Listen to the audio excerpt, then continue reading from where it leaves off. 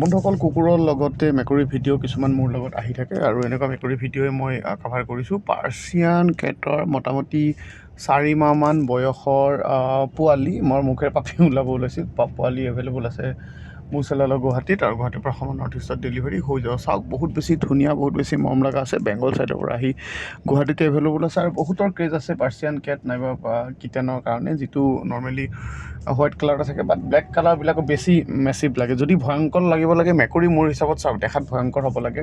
চ' এনেকুৱা লোকৰে মেকুৰী পোৱালি এভেইলেবল আছে গুৱাহাটীত মোৰ চেলাৰৰ লগত, আৰু গুৱাহাটীৰ পৰা অসমৰ নৰ্থ ইষ্টত ডেলিভাৰী হৈ যাব। চ' কাৰোবাক যদি লাগে এনেকুৱা ধুনীয়া মৰম লগা হেল্থৰ কঠোৰ পাৰ্চিয়ান কিটেন ব্লেক কালাৰৰ মানে পোৱালি, ব্লেক কালাৰ নহয়, ডাৰ্ক কালাৰ গল্ডিছ ব্লেক টাইপৰ। চ' চেলাৰৰ লগত কথা পাতি আৰু বাকী ডিটেইল আপুনি সুন্দৰকৈ ল'ব পাৰে। ডেলিভাৰীও গুৱাহাটীৰ লগত অসমৰ নৰ্থ ইষ্টত ডেলিভাৰী। প্ৰাইজৰ কাৰণে আপুনি এবাৰ ডাইৰেক্টলি কথা পাতক, নহ'লে হোৱাটছআপ কৰি লওক।